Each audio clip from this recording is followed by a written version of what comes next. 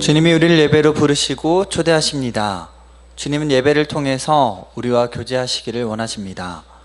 이제 다 같이 우리의 뜻과 정성을 모아 거룩하신 주 하나님을 예배합시다.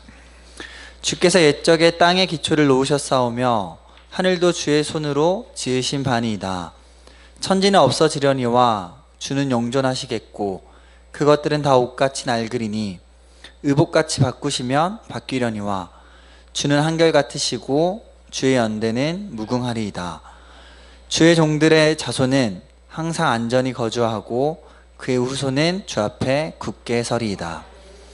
하나님은 영이시니 예배하는 자가 영과 진리로 예배할지니라. 아멘.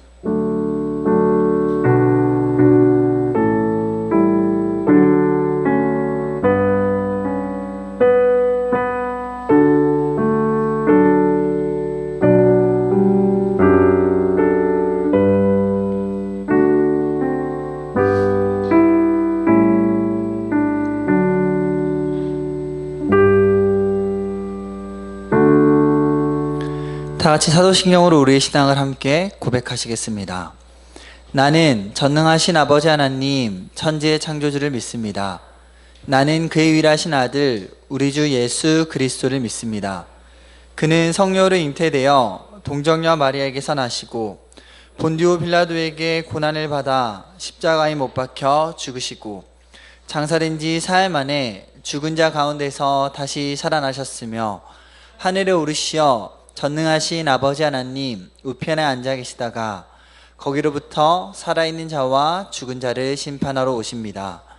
나는 성령을 믿으며 거룩한 공교회와 성도의 교제와 죄를 용서받는 것과 몸의 부활과 영생을 믿습니다. 아멘. 우리는 하나님 앞에서 죄인입니다. 우리의 죄는 주님께 가져갈 때만 해결됩니다. 이 시간 한 주간의 삶을 돌아보며 주님과 나만이 아는 죄를 가지고 주님께 참회의 기도를 드립시다. 기도하겠습니다. 주님, 한 주도 마음대로 주님을 따르지 못하고 제 사용과 제 종에게 살아가지 않았는지 돌아보게 됩니다. 주님께서 저희 가운데 허락하신 그 귀한 시간을 왜 주님께 돌려드리지 못하고 제 자신만을 위해서 아버지 정말 제 자신의 욕심만을 위해 살아가지 않았는지 또한 주님께 회개를 드립니다. 이제 예수 그리스도 보혈로 다시금 저를 정결케 시켜주셨고 다시금 주님께서 주어주신 하나님의 주님께서 허락하신 그 귀한 시간들을 주님이 기뻐하시는 모습으로 살아갈 수 있는 한 명 한 명 되도록 주님께서 인도하시고 역사해 주시옵소서. 함께 하신 주님을 기대합니다. 함께 하여 주시옵소서. 아멘. 오라 우리가 서로 변론하자. 너희의 죄가 주홍 같을지라도 눈과 같이 헤어질 것이요 진홍같이 붉을지라도 양털같이 희게 되리라. 그러므로 이제 그리스도 예수 안에 있는 자에게는 결코 정죄함이 없느니라. 아멘. 오늘도 예배 가운데 오신 여러분들을 주님의 이름으로 사랑하고 또 축복합니다. 이 시간 우리가 정말 예수님이 너무 좋습니다 라는 고백으로 함께 찬양하며 나아갔으면 좋겠습니다.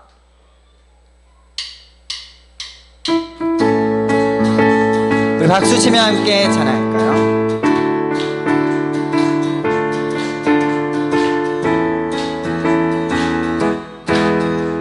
많은 사람들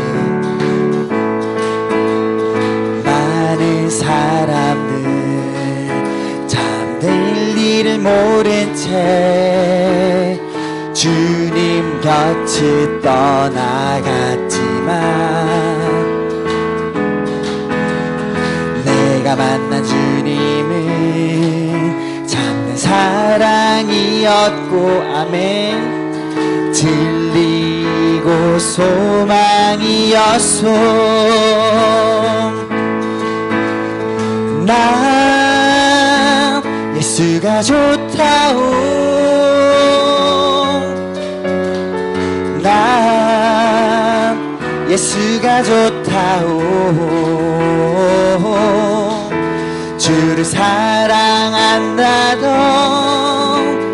베드로 고백처럼 난 예수를 사랑한다오. 우리 한 번 더 많은 사람들 많은 사람들 참된 진리를 모른 채 주님 곁을 떠나갔지만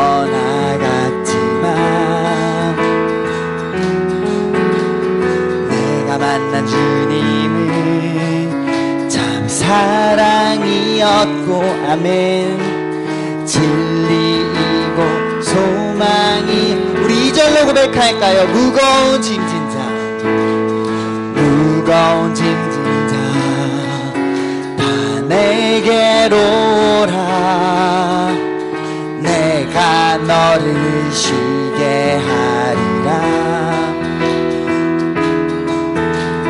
이게 만일 생명의 길 참 복된 길이라 항상 내게 들려주셨소 난 예수가 좋다오 난 예수가 좋다오 난 예수가 좋다오 주를 사랑한다던 베드로 고백처럼 난 예수를 사랑한 형제 자매여 형제 자매여 참된 행복을 찾거든 예수님을 만나보세요 그분으로 인하여 참 평안을 얻으며 나와 같이 고백할 거요 우리 큰 소리로 고백할까요? 난 예수가 좋다오 나 예수가 좋다오 주를 사랑한다던 베드로 고백처럼 난 예수를 사랑한다 난 예수가 좋다오 난 예수가 좋다오 난 예수가 좋다오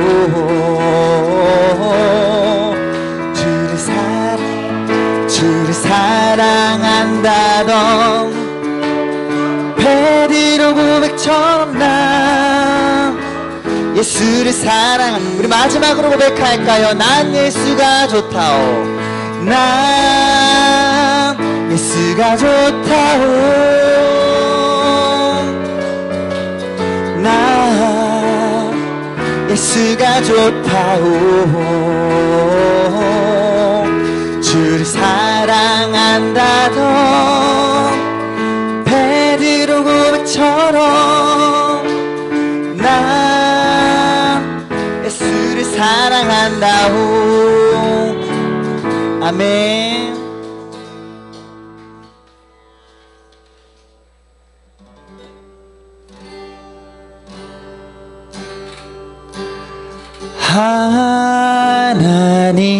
하나님께로 더 가까이 갑니다 고통 가운데 계신 주님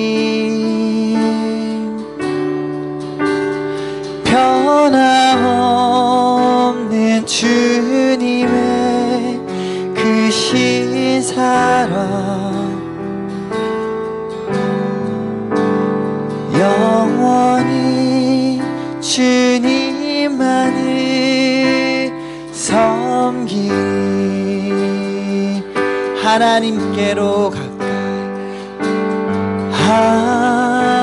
하나님께로 더 가까이 갑니다 고통 가운데 계신 주님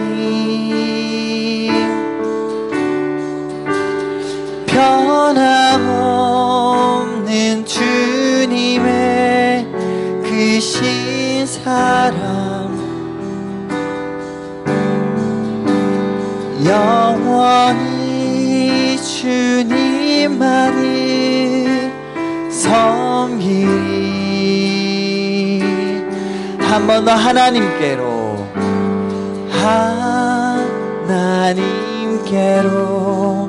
더 가까이 갑니다. 고통 가운데 계신 주님 변함없는 주님의 크신 사랑 영원히 주님만을 우리 목소리로 함께 고백할까요? 하나님께로 더 가까이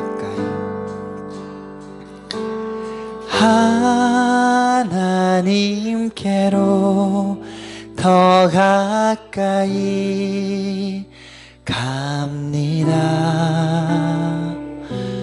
고통 가운데 계신 주님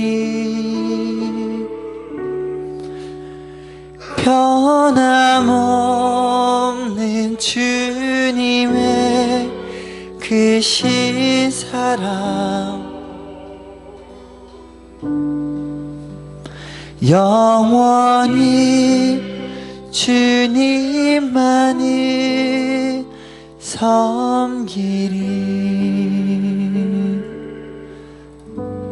아멘.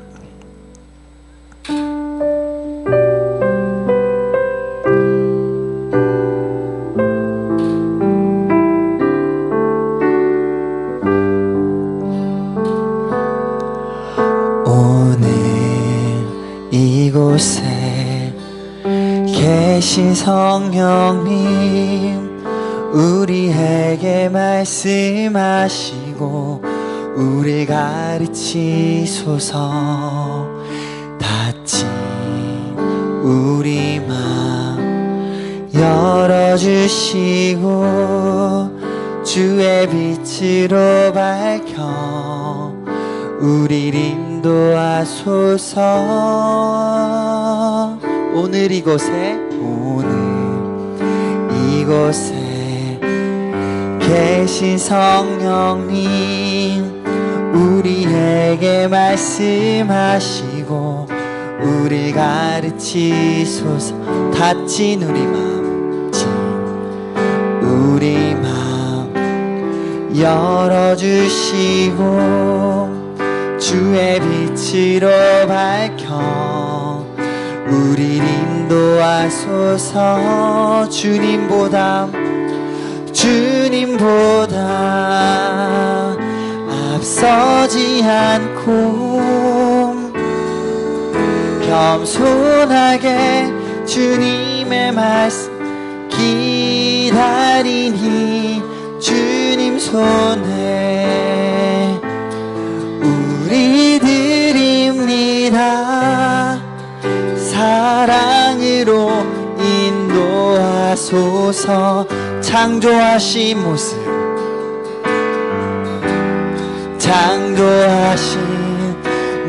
떠난 우리를 예수님답게 빚으소서.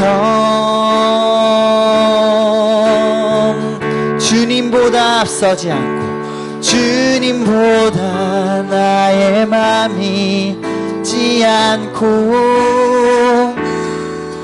겸손하게 주님의 말씀 기다리리. 주님 손에 우릴 드립니다. 사랑으로 인도하소. 우리 한 번 더 주님보다 앞서지 않고 주님보다 앞서지 않고 겸손하게 주님의 말씀 기다리리. 주님 손에 우리 드립니다.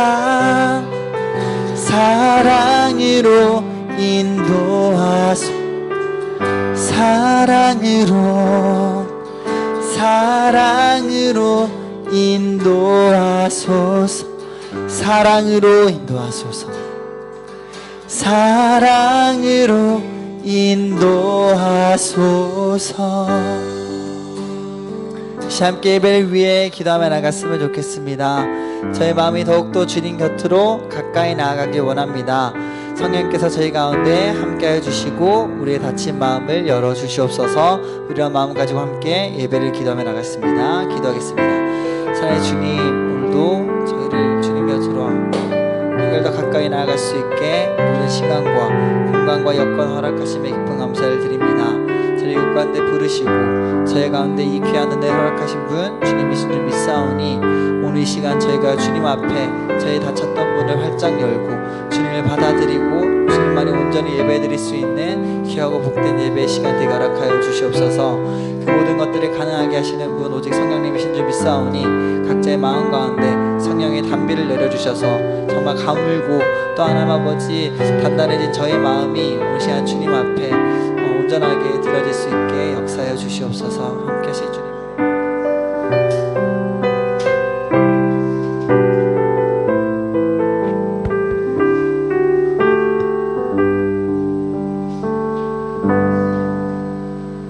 기도하시겠습니다. 우리의 삶의 주인이 되시는 하나님 아버지, 한 주간도 저희들의 삶을 지켜주시고 주의 날 예배의 자리로 인도하여 주셔서 감사합니다. 지난 상반기 동안 저희의 모든 삶을 지켜주신 하나님의 은혜와 사랑에 감사합니다. 언제나 저희 연약함을 아시는 하나님 아버지 반성합니다. 아프면 약을 먹고 나을 것을 기대하면서도 기도하고 나을 것을 기대하지 못하는 믿음 없음을 반성합니다.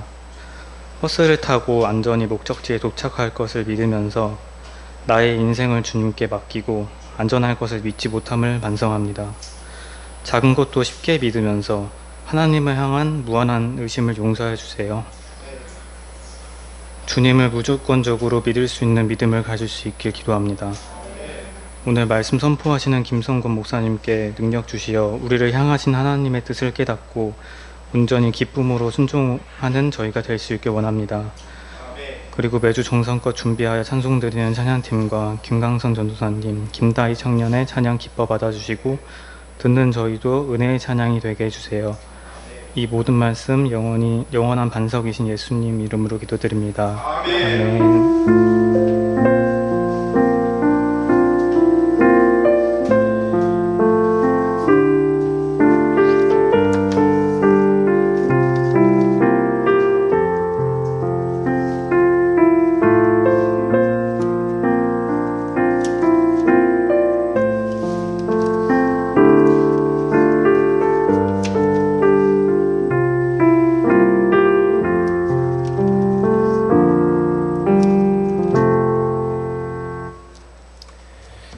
하나님께서 우리에게 주시는 말씀은 누가복음 15장 11절부터 32절까지 말씀입니다.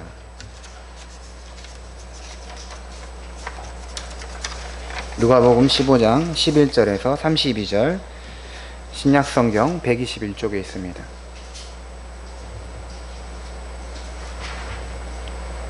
한 절씩 교독하겠습니다. 또 이르시되 어떤 사람에게 두 아들이 있는데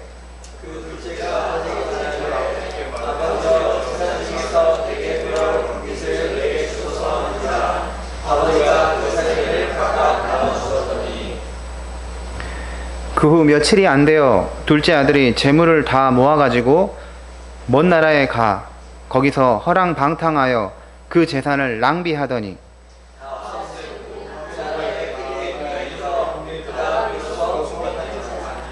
가서 그 나라 백성 중 한 사람에게 붙여 사니 그가 그를 들로 보내어 돼지를 치게 하였는데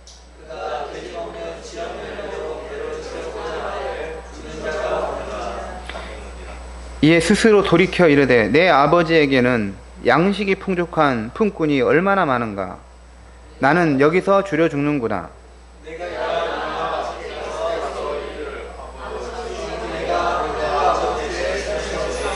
지금부터는 아버지의 아들이라 일컬음을 감당하지 못하겠나이다. 나를 품꾼의 하나로 보소서 하리라 하고.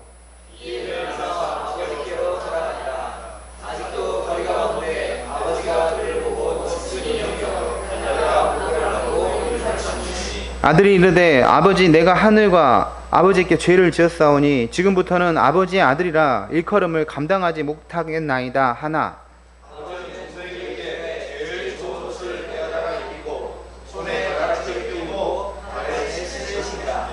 그리고 살찐 송아지를 끌어다가 잡으라. 우리가 먹고 즐기자.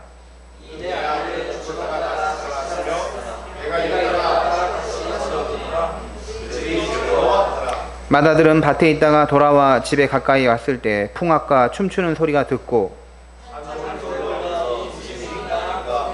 대답하되 당신의 동생이 돌아왔음에 당신의 아버지가 건강한 그를 다시 맞아들이게 됨으로 인하여 살찐 송아지를 잡았나이다 하니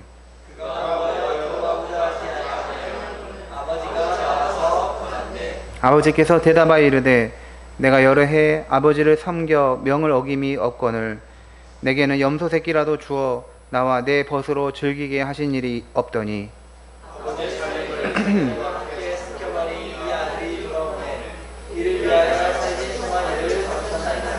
아버지가 이르되 이에 너는 항상 나와 함께 있으니 내 것이 다 내 것이로되 이 내 동생은 죽었다가 살아났으며 내가 잃었다가 얻었기로 우리가 즐거워하고 기뻐하는 것이 마땅하다 하니라. 아멘. 이 시간에 김강선 전사님께서 하나님께 찬송으로 영광 올려드리겠습니다.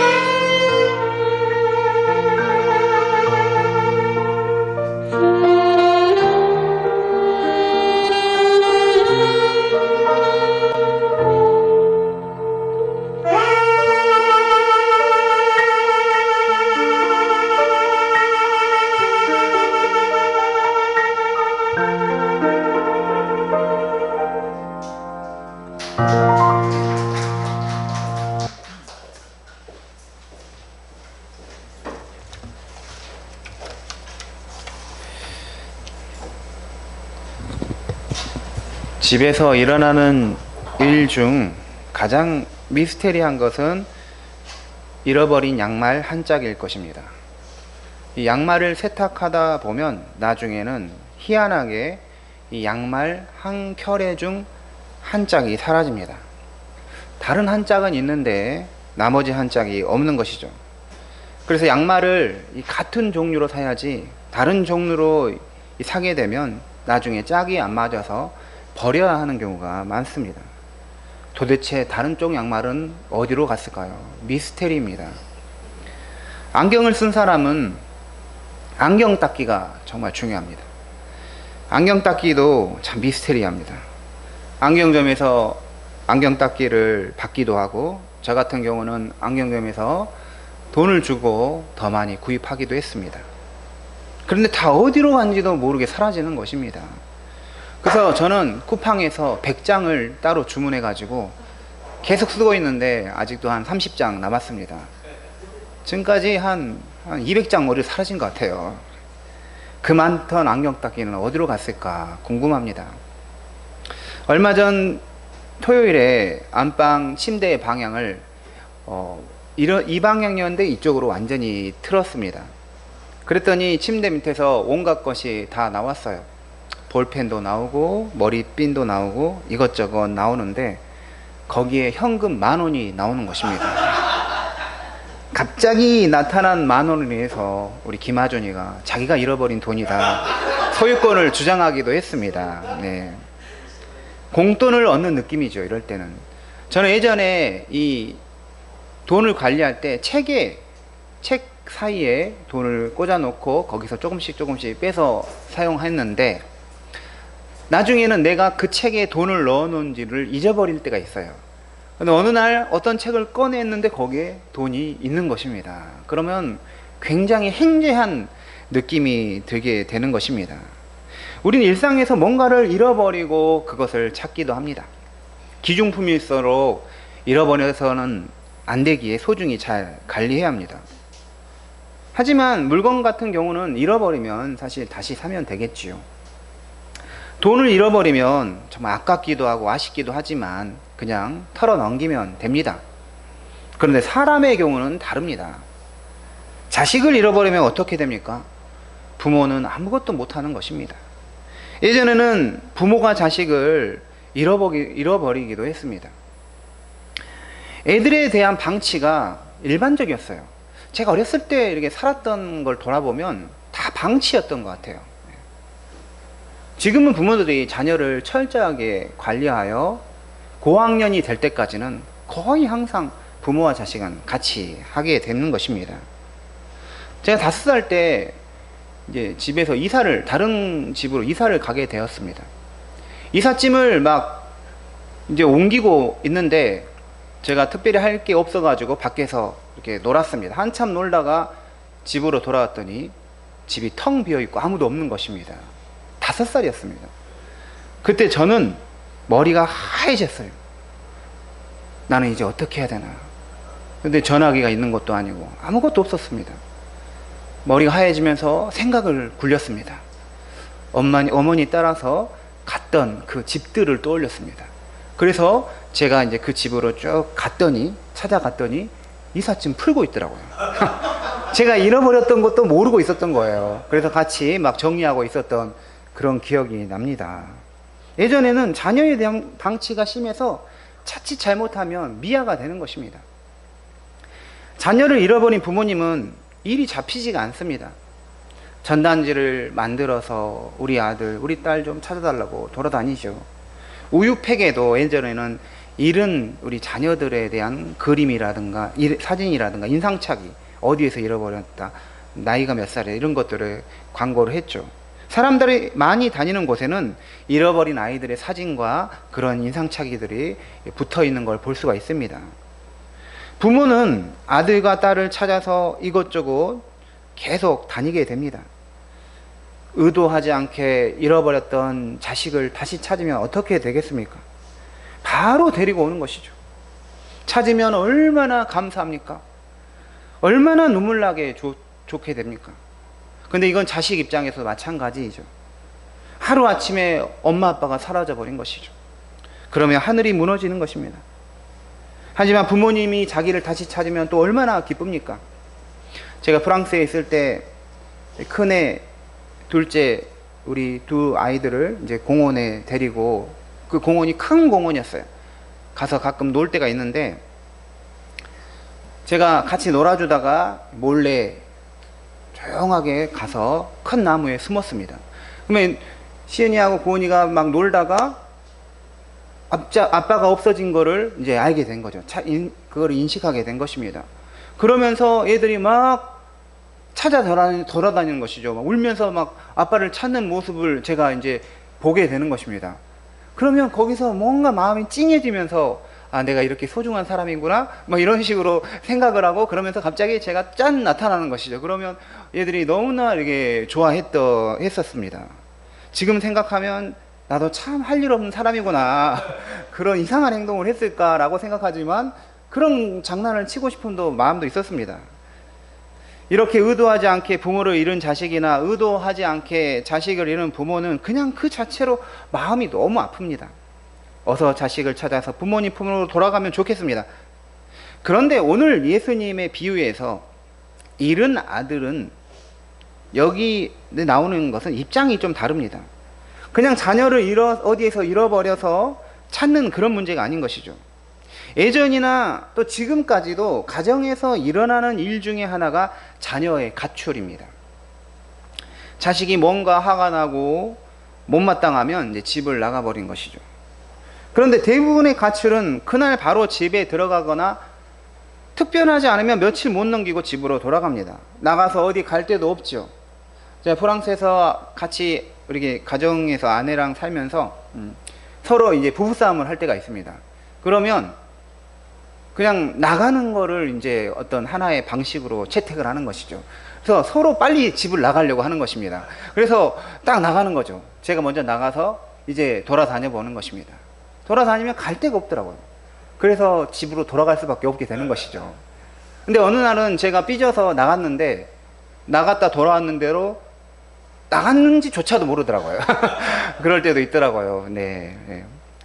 그래서, 그런데 오늘 예수님의 비유에서 둘째 아들은 단순한 가출이 아니라 아버지에게서 재산을 받아서 먼 나라로 완전히 가버린 것입니다.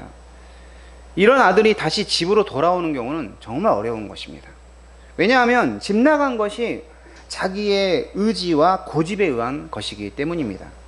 자기 생각이 있어서 나갔기에 부모가 찾으러 온다고 해서 따라가는 게 아니죠. 자식을 잘 설득해야 겨우 돌이켜서 집으로 돌아갈 수가 있는 것입니다. 오늘 말씀 누가복음 15장 11절에서 13절 말씀을 보시면, 어떤 사람에게 두 아들이 있는데 그 둘째가 아버지에게 말하되, 아버지여, 재산 중에서 내게 돌아올 분깃을 내게 주소서 하는지라. 아버지가 그 살림을 각각 나누어 주었더니 그 후 며칠이 안 되어 둘째 아들이 재물을 다 모아가지고 먼 나라에 가 거기서 허랑방탕하여 그 재산을 낭비하더니, 이렇게 기록하고 있습니다. 아버지의 유산은 보통 아버지의 임종 전에 이제 받게 되는 것입니다. 이스라엘 문화는 아버지가 자식에게 재산을 미리 부모님이 아버지가 젊은 데 재산을 나눠주고 그런 거를 권장하지 않습니다. 우리 개신교에서는 인정하지 않지만 천주교에서 인정하는 구약 성경이 있는데 바로 집회서입니다. 집회서 33장 20절 22절에 이런 말씀이 있습니다. 너는 아들이건 아내건 형제건 친구건 너가 살아있는 동안에는 아무에게도 권력을 양도하지 말아라. 너의 재산을 아무에게도 주지 말아라. 나중에 그것이 아쉬워 후회할 것이다. 너의 목숨이 붙어있는 한 아무에게도 너의 자리를 양보하지 말아라. 너가 자식들에게 의지하는 것보다 자식들이 너에게 의지하는 것이 낫다. 이렇게 집회서에 기록이 되어 있습니다. 집회서 말씀처럼 재산을 주지 않으면 자식이 부모를 의지하는데, 재산을 주고 나면 부모가 자식에게 의지하게 된다는 것이 딱 맞는 말입니다.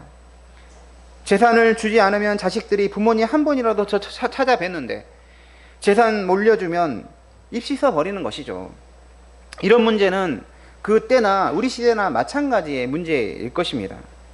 더구나 부모가 자식에게 재산을 물려준다는 것은 자식이 부모에 대한 그 봉양의 의무를 성실하게 해야 한다라는 의미가 담겨져 있는 것입니다.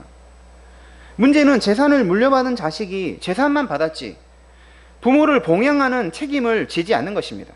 그래서 현명한 부모는 자식에게 넘겨줄 것을 최대한 미루는 것이죠. 둘째 아들은 아버지에게 자기가 받을 재산을 미리 달라고 했고, 아버지는 둘째 아들이 아들의 요구를 들어주면서 큰 아들과 둘째 아들에게 돌아갈 재산을 각각 나누어 주는 걸 볼 수가 있습니다. 그랬더니 이 둘째 아들은 며칠이 안 돼서 그것을 다 모아가지고 먼 나라로 가게 됩니다. 그리고 허랑방탕하게 쓰면서 그 재산을 다 탕진을 하였습니다. 그래서 이 비유를 탕자의 비유, 탕진하고 정말 방탕하게 살았다라는 의미에서 탕자의 비유라 하는 것이죠. 여기까지 이 탕자의 비유에서 떠오르는 그 아들의 이미지와 아버지의 이미지를 한번 생각해 보겠습니다. 둘째 아들은 아주 못된 아들, 한마디로 말하면 부도덕한 아들입니다.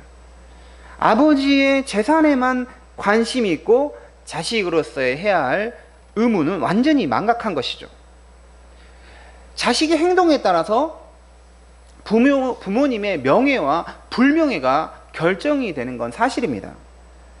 둘째 아들의 이 행동은 그의 아버지에게 수치와 불명예를 가져다 주었을 정도로 충격적인 부도덕한 행동이었습니다. 아버지를 욕되게 하는 것입니다. 지금도 그렇습니다. 부모님의 명예는 자식들의 행동에 따라 완전히 달라집니다. 자식이 망나니처럼 살면 부모가 얼굴을 들고 다니기가 어렵지요. 둘째 아들로 인해서 이 아버지가 마을 사람들에게 어떤 이미지가 됐을까 우리가 생각할 수가 있는 것이죠. 이 비유의 둘째 아들의 이미지가 부도덕하고 못된 아들의 이미지라면 아버지의 이미지는 무기력한 아버지의 모습과 같습니다. 건강히 잘 살고 있는데 아버지에게 자기에게 돌아갈 이 유산을 미리 달라는 것은 얼마나 망나니 같은 행동입니까? 저는 이 자녀를 키울 때 애들이 바른 판단이나 생각을 하지 않으면 그것을 그대로 두지 않으려고 합니다. 왜냐하면 그대로 두었다가는 그게 진짜 옳은 판단이라고 착각을 할 수 있기 때문이죠. 그래서 분명하게 지적을 해야 되는 것입니다. 그리고 또 아버지이지만 내가 잘못된 판단을 할 때가 있으면 그것에 대해서 사과하고 미안하다, 아빠가 잘못 생각했다, 이렇게 또 말할 수 있어야 되는 것이죠. 근데 오늘 비유에서 아버지는 그 망나니 같은 못된 아들인데도 꾸짖지도 않고 재산을 가지고 먼 나라로 간다고 해도 말리지도 못하는 그런 무기력한 아버지의 모습을 볼 수가 있습니다. 그러면 왜 아버지는 둘째 아들을 적극적으로 말리지도 않고 훈계하지도 않았을까요? 아마도 아버지는 아들이 스스로 깨달을 때가 있을 것이라는 그런 마음을 가졌기 때문일 수 있습니다. 실제로 그렇습니다. 우리 주님께서는 비록 이것이 주님의 뜻이 아니지만 우리가 너무 고집을 부리면 그것을 허용하실 때가 있습니다. 그것은 우리의 선택이 옳은 선택이었기 때문이 결코 아닙니다. 하지만 그렇게 우리 고집대로 허용하시는 것은 본인의 선택이, 우리의 선택이 얼마나 어리석은 것이고 나쁜 것인지를 직접 경험해 보기 전까지는 우리 스스로 깨닫기가 어렵기 때문인 것이죠. 정말 고집 세고 다루기 힘든 사람은 그냥 하고 싶은 대로 하게 놔두는 게 더 나을 수가 있습니다. 해보고 안 되면 그게 아니라는 것을 깨달을 수도 있기 때문이죠. 그래서 우리가 하나님 앞에서 막무가내로 행동하고 내가 하고 싶은 것대로 마음대로 해도 나는 아무 문제가 없더라 라고 생각하는 것은 잘못입니다. 오히려 그 과정에서 우리의 어리석음과 함개와 무력감을 깨닫고 주님께로 돌아오게 하려는 주님의 뜻이 있기 때문이죠. 집 나간 아들은 자기의 권리, 자기의 자유만 내세웠던 사람이었습니다. 그리고 그 권리와 자유는 철저히 자기 중심성에 의해서 움직였습니다. 내 행동을 아버지가 어떻게 생각하실까? 큰형은 나의 선택을 어떻게 받아들일까? 마을 사람들은 나에 대해서 어떻게 생각할까? 내가 떠나면 이 집이 어떻게 될 것인가? 이런 거 일도 생각하지 않는 것입니다. 그냥 자기밖에 모르는 것이죠. 우리 그리스도인들에게 가장 큰 적은 에고이즘입니다. 자기중심주의, 이기주의예요. 이게 우리의 적이에요. 그래서 칼빈은 그리스도인의 삶을 말하면서 그 출발점을 자기 부정이라고 말했습니다. 나를 부정하는 거죠. 나를 부인하는 것입니다. 그리고 예수님 말씀하신 것처럼 십자가를 지고 따르는 것입니다. 자기를 부정하고 십자가를 지고 따르는 것입니다. 우리는 성숙한 그리스도인일수록 자기 자신에 대한 중심성에서 벗어나는 자가 되는 것입니다. 모든 것을 나 중심으로 생각해서는 안 되는 것이죠. 나보다는 하나님, 나보다는 이웃, 형제, 이것을 우리가 생각할 수 있는 사람이 되어야 하는 것이죠. 둘째 아들은 이 아버지의 통제를 벗어나 내 마음대로 살아보자. 아버지의 재산을 받아서 그냥 아무도 없는 곳에서 하고 싶은 거 하면서 자기 마음대로 살아보고자 하는 마음 가졌습니다. 저도 유학을 가면서 아무도 없는 곳에서 혼자 지내본 적이 있으니까 정말 나름 거기에 자유가 있더라고요. 아무도 모르는 거예요. 내가 무엇을 하는지 아무도 모르는 것입니다. 그래서 교회를, 이제 개혁교회를, 프랑스 개혁교회를, 안시 개혁교회를 다니는데 어느 날 이 생각이 들더라고요. 교회 꼭 가야 되나? 그래서 한 번 딱 빠져본 적도 있었어요. 그래서 나중에는 내가 정말 추락하는 거에 날개가 없구나. 너무 심하게 지금 문제가 있구나. 이걸 깨달으면서 하나님 앞에서 나 자신을 돌아보게 되었습니다. 자기 마음대로 살고 싶은 마음 가졌지만 그래서 그는 먼 나라에 가서 그 재산 다 탕진하고 허랑방탕하게 살았습니다.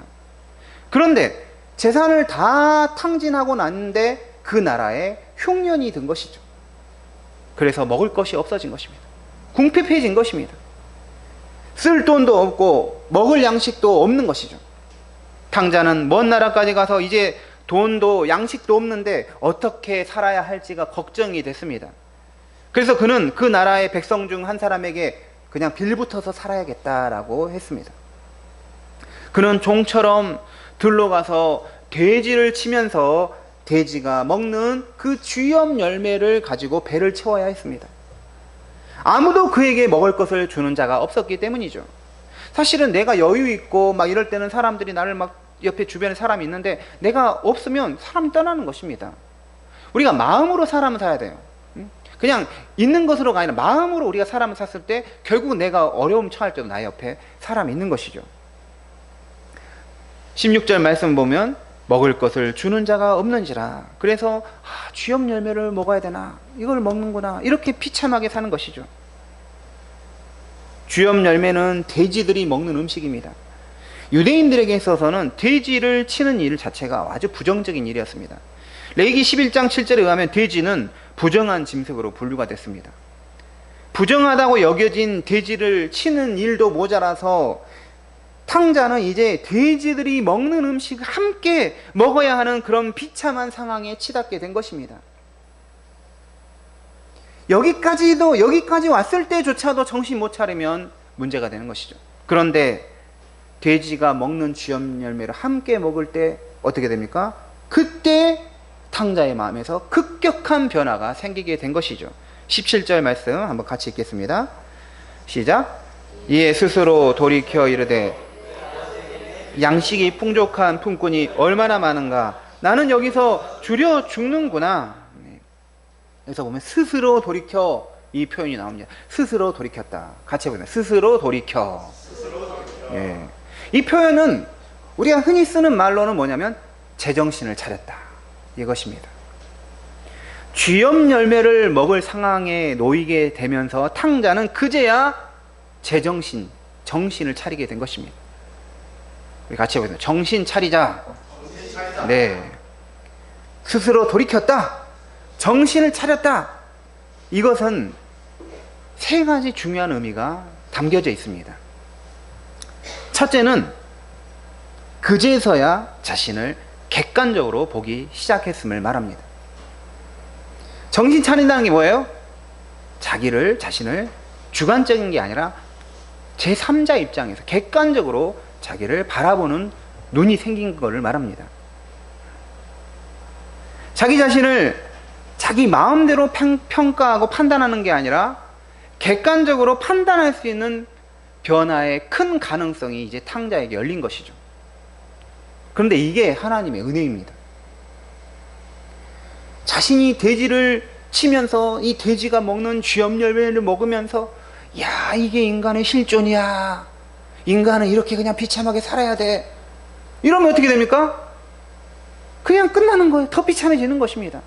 근데 여기서 자기 자신을 객관적으로 볼 수 있는 안목이 열리는 것이죠. 이게 하나님의 은혜라는 거예요. 아마도 둘째 아들은 아버지 집만 나가면 자유이고 행복이고 성공이고 이제 좋은 일이 있을 거야 라고 생각했는데 실상은 나는 아무것도 없고 비참하고, 그에 반해서 아버지 집을 떠오르는 것이죠. 야, 아버지의 집에는 품꾼 종들도 먹을 게 많다. 풍족하다. 내가 지금 아버지 아들인데 아버지 집에 종보다도 못한 비참한 삶을 살고 있구나. 이 사실을 객관적 눈으로 보게 되는 것이죠. 이게 은혜인 것입니다. 성도님들, 우리가 하나님의 은혜를 받으면 자신의 상태를 객관적으로 볼 수 있게 되는 것입니다.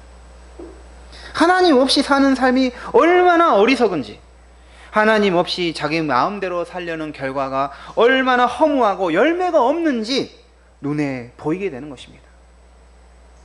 저는 한 번씩 많은 그런 생각을 해요. 야, 만약 내가 하나님을 알지 못했으면 어떻게 됐을까? 예수님을 믿지 못했으면 어떻게 됐을까? 교회를 오지 않았으면 어떻게 됐을까? 목사도 못 되었고 외국 생활도 못했을 것이고 아내도 못 만났을 것이고 다 상해져 버릴 것 같더라고요. 그러면서 야, 이게 정말 하나님의 은혜이구나. 하나님이 얼마나 소중한지, 이 믿음의 길로 온 것이 얼마나 감사한 것을 아는 것 자체가 하나님의 은혜인 것입니다.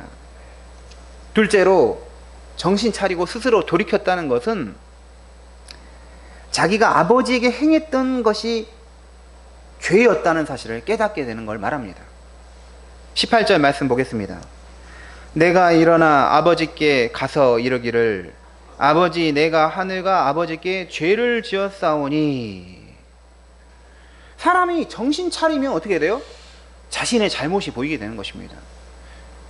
저희 막내 아들도 저한테 약간 대들고 그러다가 말로 이렇게 막 이야기하다가 갑자기 이제 전화가 오는 것입니다. 아빠, 제가 아까 잘못했어요. 그러면 제가 이제 괜찮다고 막 이러는데, 정신 차리니까 자기 잘못이 보이는 것이죠. 네. 음주운전한 사람은 술 마실 때는 정말 좋다고 운전하죠. 그러다가 치명적인 사고를 내버립니다. 그리고 나중에 술 깨고 정신 차리면 내가 너무나 멀리 와버렸구나, 내가 너무나 심각한 죄를 지었구나 깨닫게 되는 것이죠. 우리가 하나님의 은혜를 받기 전에는 내가 한 게 다 옳은 것이고 내 판단이 다 잘했다라고 생각하는데, 하나님의 은혜를 받으면, 하나님의 은혜가 나에게 오면, 야, 내가 한 행동이 문제가 많구나, 내가 한 행동이 죄가 많은 것이구나, 좀 한심하구나 깨닫게 되는 것입니다. 저는 교회에서 우리 사람들은 다 죄인입니다, 죄인입니다, 어렸을 때부터 교회 가면 가르치잖아요. 근데 내가 뭔 죄를 지었다고 이런 생각이 들더라고요. 근데 고등학교 1학년 때 예수님을 인격적으로 만나면서 그때 처음으로 정말 저는 예수님이 살아계신다는 거 알게 되면서, 내가 정말 죄인이구나, 내 몸 자체가 죄 덩어리 같더라고요. 고등학교 1학년이 무슨 죄를 얼마나 지었겠어요. 근데도 하나님의 은혜가 오니까 나는 죄인이구나. 자기 자신을 정신 차리니까 어떻게 돼요? 아버지한테 행동했던 게 내가 얼마나 나쁜 행동을 했는가, 이때 깨닫는 것입니다. 셋째로, 정신을 차렸다는 것은 자존심까지도 내세울 것이 없게 자신을 여기게 되는 것을 말합니다. 19절 말씀 보겠습니다. 지금부터는 아버지의 아들이라 일컬음을 감당하지 못하겠나이다. 나를 품꾼의 하나로 보소서 하리라 하고. 예. 자식이 아버지에게 돌아가려고 할 때 그것을 방해할 수 있는 것은 마지막 남은 자존심일 수 있습니다. 그 자존심 때문에 내가 잘못된 선택을 했다는 것을 인정하기 싫을 수가 있는 것입니다. 내가 아들인데 비참한 상태로 돌아가면 아버지가 나를 기분 나쁘게 하면 어떨까? 이러지는 않을까 하는 것이죠. 제가 이제 프랑스에 돌아와서 집을 얻어서 살아야 될 상황이 된 것입니다. 근데 집을 얻으려면, 대출을 받으려면, 은행에 대출을 받으려면 30%는 나의 돈이 있어야 되더라고요. 근데 저는 땡전 한 푼 없는 것입니다. 그래서 어머니에게 그런 사실을, 그런 내용을 전화를 통해서 말씀드렸습니다. 그랬더니 잔소리가 시작되더라고요. 그러니까 내가 돈을 아껴 쓰고 뭐 이런 막 말씀하시는 거예요. 그러니까 기분이 확 상하더라고요. 그래서 엄마한테 안 빌리면 되지 하고 끊었어요, 전화를. 그리고 이제 작은 형에게 전화를 했습니다. 그랬더니 하는 말이 엄마한테 전화하라 그러더라고요. 그래서 이거는 이렇게 쉽게 해결될 수 있는 문제가 아니구나. 주변 사람에게 100만 원 빌리는 것도 어렵더라고요. 현실은 그렇더라고요. 이게 자존심 부릴 일이 아니구나. 그리고 나중에 좀 지나서 어머니에게 다시 전화했더니 대화가 되더라고요. 이 자존심, 마지막 남은 자존심 때문에 못 돌아갈 수도 있는 것입니다. 근데 진정한 자각은 자존심도 사치라는 걸 알게 되는 것입니다. 그래서 내가 아버지 집에 간다면 내가 아버지의 아들로 이제 여겨주시지 않아도 됩니다. 그냥 저 종처럼 종의 한 사람으로 취급해도 저는 그걸로 감사합니다. 이렇게 자존심이 완전히 꺾이면서 낮아지는 것이죠. 정신을 차리고 돌이킨 탕자는 결단하며 이제 아버지 집으로 돌아가게 됩니다. 20절 말씀 보겠습니다. 이에 일어나서 아버지께로 돌아가니라. 아직도 거리가 먼데 아버지가 그를 보고 측은히 여겨 달려가 목을 안고 입을 맞추니.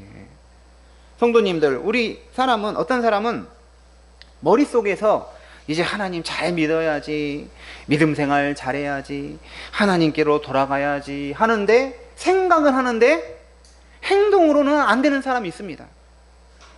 교회 가야지. 끝이에요, 끝. 교회 안 와요. 이것은 진정한 회개가 아닙니다. 17절에 스스로 돌이켜 정신을 차려서 자신을 객관적으로 돌아보고 아버지 앞에서 죄인임을 인정하고 자존심까지로 버리기로 했다면 실제로 그 행동으로 그 결단을 보여줘야 되는 것입니다. 머릿속에서만 회개하는 분이 있습니다. 하지만 회개는 실제로 하나님께 돌아가는 것입니다. 실제로 교회에 와야 하는 거예요. 만약 탕자가 정신 차렸지만 생각만 하고 실제로 아버지께로 돌아가지 않았다면 어떻게 됐겠습니까? 그냥 더 비참하게 타국에서 아버지 없이 사는 것입니다. 우리의 회개는 이 정신의 회개, 생각의 회개도 있지만 행동으로 그 회개가 결합이 되어 나타나야 하는 것입니다. 그런데 참으로 놀라운 것은 아들이 아버지 집으로 이제 결단하고 돌아가는 것이죠. 돌아가는데 아버지가 멀리서 아들이 오고 있는 것을 보는 거죠. 아들이 돌아오는구나. 그래서 아버지가 달려가서 아들을 안아주고 입을 맞춰 주었습니다. 아버지는 어떻게 저기 멀리서 오고 있는 아들을 알아차릴 수 있었을까요? 그래서 아들에게 달려갈 수 있었을까요? 그날 내가 산보 좀 하러 가야 되겠다 하고 있는데 아들이 오고 있다, 이런 것일까요? 아닙니다. 매일 멀리까지 나와서 기다렸던 것이, 아들을 계속 기다렸던 것입니다. 그러니까 아들 오는 걸 멀리서도 발견하고 달려가서 안아주고 입 맞출 수 있었던 것이죠. 멀리까지 매일 나갔던 그 아버지의 아들에 대한 사랑이 얼마나 큽니까? 대단한 사랑이죠. 사실 이 부분은 비유해서 이해하기 힘든 부분일 수 있습니다. 현실 부모는 힘들 수 있어요. 아버지는 아들에게 그렇게 재산까지 뺏기면서 멀리 떠난 부도덕한 아들을 용서하고 심지어 환대하는 그런 모습을 어떻게 할 수 있느냐라는 것이죠. 저도 친구 중에 목사 친구들이 많이 있어요. 그러면 이 목사 친구들의 이 자녀들 이야기를 서로 하게 되는데, 아버지의 그 수고와 헌신을 전혀 모르는 자녀도 있다는 것입니다. 그래서 너무 힘들다는 거예요. 너무 비참하다는 거예요. 그래서 저도 꿀팁을 줬습니다. 핸드폰 끊어라. 학원을 못 보내게 해라. 그러면서 실제로 핸드폰을 끊고 학원을 못 보내게 하니까 제가 빌면 됩니까? 뭐 이런 식으로 나온다는 거야, 딸이. 이게 이런 거는 어떻게 보면 이 현실 비유하고 좀 다르죠. 현실에서는 정신을 차리게, 이 아들은 스스로 정신 차렸지만 현실에서 자녀가 스스로 정신 차리기 쉽지는 않습니다. 이 이미지를 보면 야, 과연 이런 부모가 있을까 할 정도로 이 사랑이 너무 큰 거예요, 사실은. 아버지가 그렇게 개망나니처럼 사는 아들에게 사랑으로 기다리고 다시 그거를 아들로 받아들이는 그 이유가 무엇일까? 아무리 그런 아들이 그런 삶을 살았더라도 그가 불쌍한 자기 아들이기 때문입니다. 어떤 사람은 이런 사람이 있습니다. 자기는 하나님께로 돌아가고 싶어도 갈 수가 없대. 지금까지 하나님의 마음을 너무 아프게 했고 내가 하나님을 너무 대적했기 때문에 하나님도 나를 싫어하고 하나님도 나를 용서하지 않으실 거야. 그래서 나는 돌아갈 수 없다라고 생각하는 것이죠. 하지만 그건 틀린 생각입니다. 하나님은 어떤 죄인이더라도 돌아오기를 원하시고 기다리시고 계시는 분이기 때문이죠. 자기 기준으로 하나님의 사랑과 자비를 판단해서는 안 됩니다. 우리가 생각하는 것보다 훨씬 하나님의 사랑은 크다라는 것이죠. 아버지가 멀리까지 나와서 달려와서 목을 안고 입을 맞춰 주었을 때 21절에서 이렇게 말합니다. 아들이 이르되 아버지, 내가 하늘과 아버지께 죄를 지었사오니 지금부터는 아버지의 아들이라 일컬음을 감당하지 못하겠나이다 하나, 이렇게 말하죠. 21절은 우리가 읽었던 18절부터 19절 말씀을 그대로 이렇게 말하는 걸 볼 수가 있습니다. 우리가 누군가를 만나서 중대한 이야기를 하려면 먼저 말을 준비하기도 합니다. 이런 말을 해야 되겠다. 만나면 이런 말을 해야 되겠다. 이렇게 준비해야 되겠다. 생각을 정리하는 것이죠. 잘못을 범한 사람도 반성하고 돌아갈 때는 돌아가서 할 말을 생각합니다. 회개하는 사람은 무엇이라고 말을 해야 할지를 생각하죠. 어떻게 부모님께 내 잘못을 구해야 할까? 어떻게 아내에게 내가 내 잘못했다고 말을, 표현을 멋지게 해서 나를 받아줄 수 있을까? 그 문장과 그 표현을 집에 들어오기 전에 연습하는 것입니다. 아들도 마찬가지였어요. 아버지께 돌아가서 아버지 만나면 이런 말을 해야 되겠다 한 것이 바로 18절과 19절입니다. 근데 실제로 21절에서 아버지에게 말을 하는데 19절에 지금부터는 아버지의 아들이라 일컬음을 감당하지 못하겠나이다. 나를 품꾼의 하나로 보소서. 여기 말까지 이어져야 하는데 21절에 보면 실제로 말하는 내용이죠. 아버지의 아들이라 일컬음을 감당하지 못하겠나이다. 이제 나를 품꾼의 하나로 보소서, 이 말을 해야 하는데 갑자기 아버지가 입을 막으신 것이죠. 내가 아버지의 아들이라 일컬음을 감당하지 못하겠나이다 했더니 어떻게 돼요? 됐다는 거예요. 됐다. 용서했다는 것입니다. 끝까지 들을 필요도 없는 것입니다.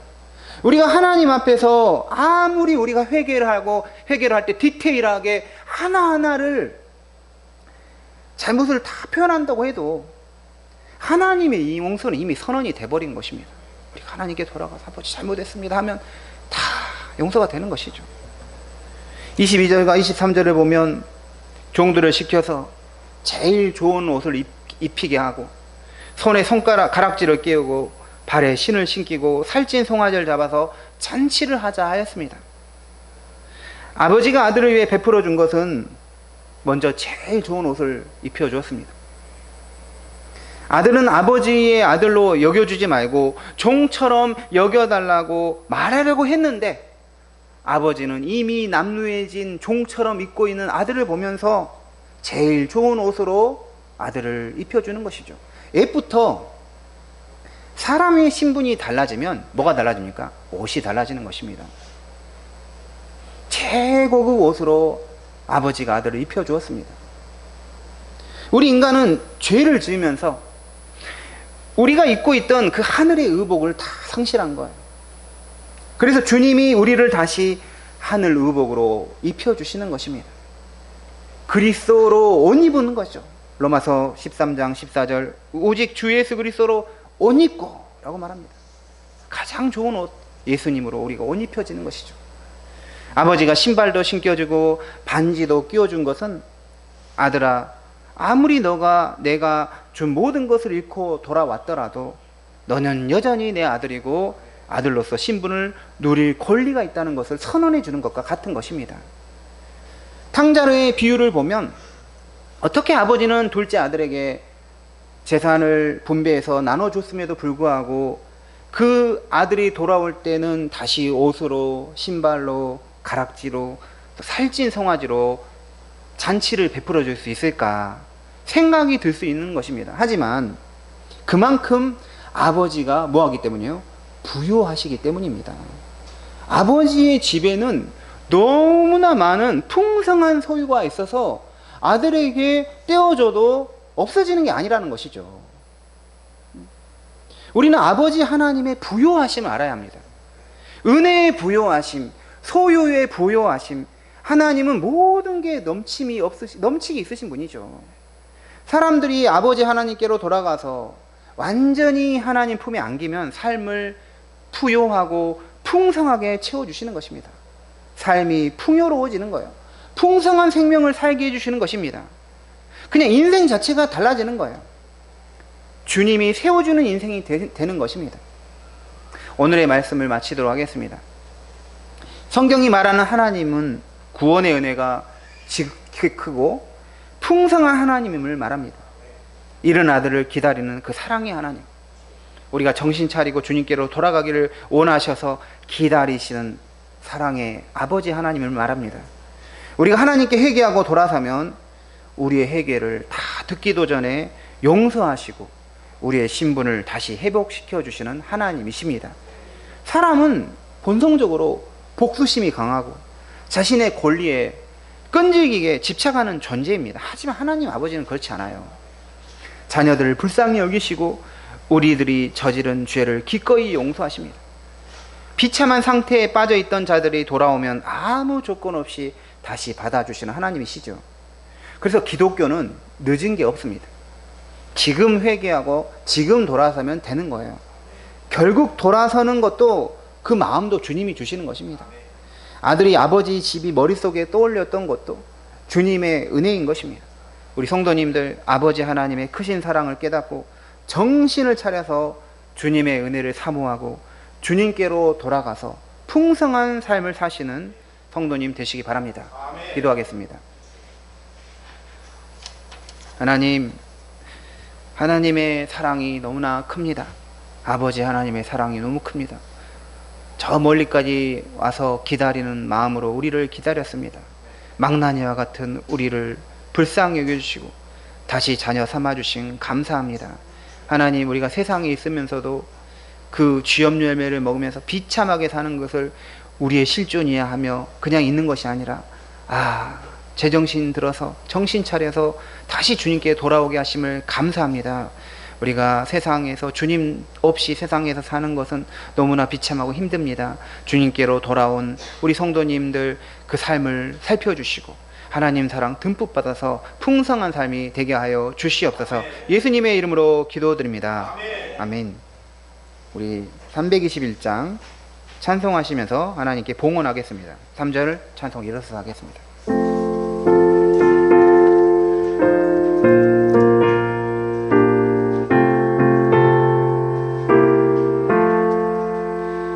날 대속하신 내 생명 모두 드리니 진실하게 하소서. 내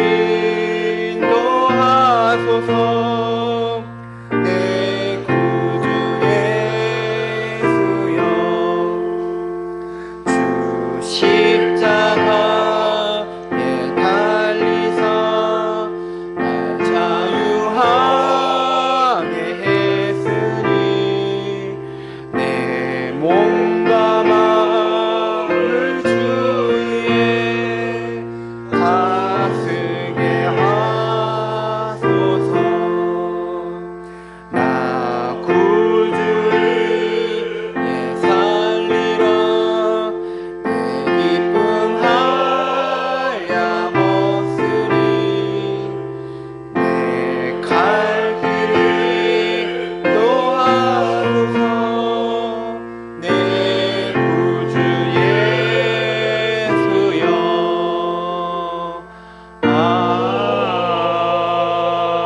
아멘. 하나님 아버지, 우리가 세상에 있을 때 주님 없이 살 때가 있었지만 다시 주의 은혜로 교회로 주님의 몸으로 주를 알게 하심을 감사합니다. 이 은혜가 너무나 크기 때문에, 이 사랑이 너무나 크기 때문에 이제 우리 남은 모든 삶은 오직 주를 위하여 살게 하여 주시옵소서. 그렇게 되기를 원합니다. 주님, 또한 우리가 예배에 와서 주님께 영광을 올려드릴 때 또한 예물도 주님께 가져왔습니다. 주님, 우리의 물질을 기쁘게 받아 주시옵고, 이 물질을 통하여서 또 하나님의 사랑과 은혜가 더욱더 전파되게 하여 주시옵소서. 드리는 손길 하나님 복을 주시고 은혜 주셔서 또 풍성한 삶이 되게 하여 주시옵소서. 하나님, 수고의 땀을 흘리게 하신 것 감사하고 수고의 열매를 먹게 하심을 감사합니다.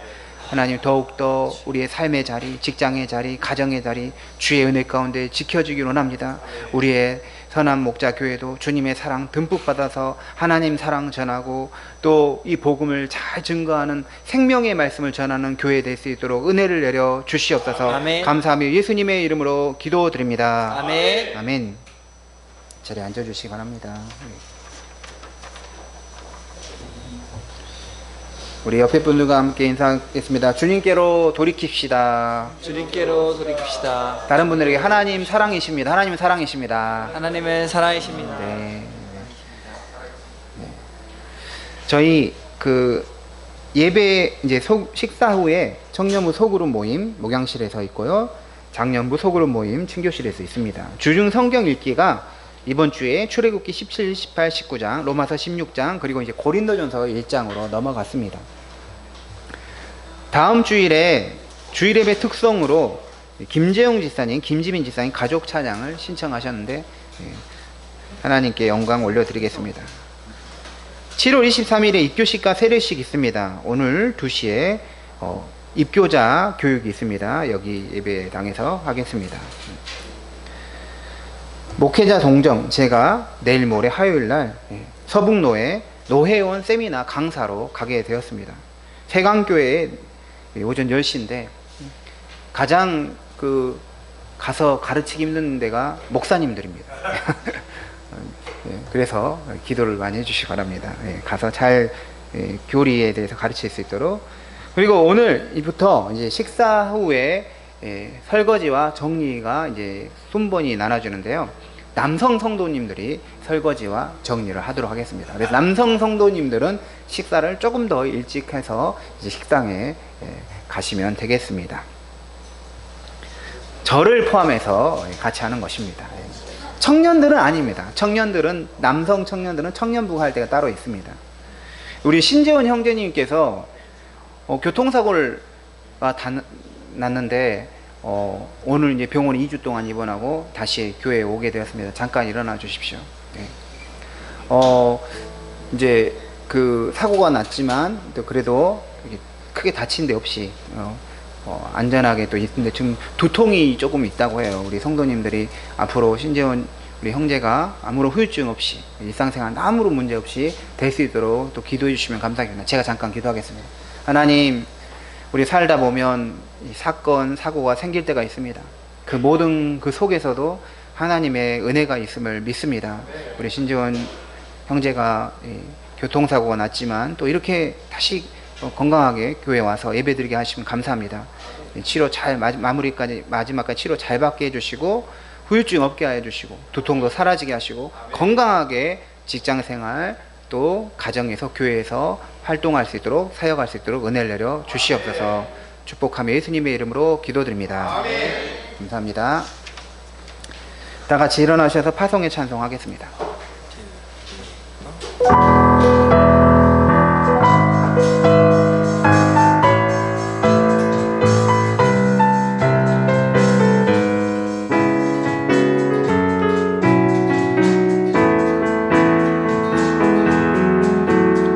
나보다 나를 잘 아시는 주님,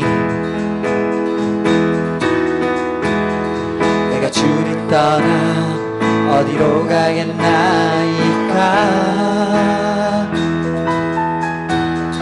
나 어딜 가든지 주의 손이 나를 인도하시며 주의 오른손이 나를 붙드시리라.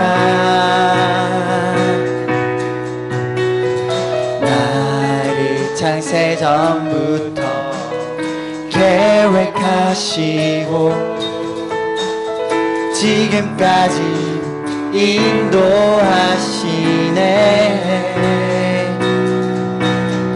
하나님이여 주의 생각이 어찌 그리 보배로우신지요. 나의 생각보다 나의 뜻보다 더 크고 놀라우신 주님, 하나님이여 나를 살피사 나의 마음을 다시 오니 나를 영원한 길로 인도하소. 하나님이여 주의 생각, 하나님이여 주의 생각이 어찌 그리 보배로우신지요. 나의 생각보다 나의 뜻보다 더 크고 놀라우신 주, 하나님이여 나를 살피사 나의 마음을 다시 오니 나를 영원한 길로 인도하소서.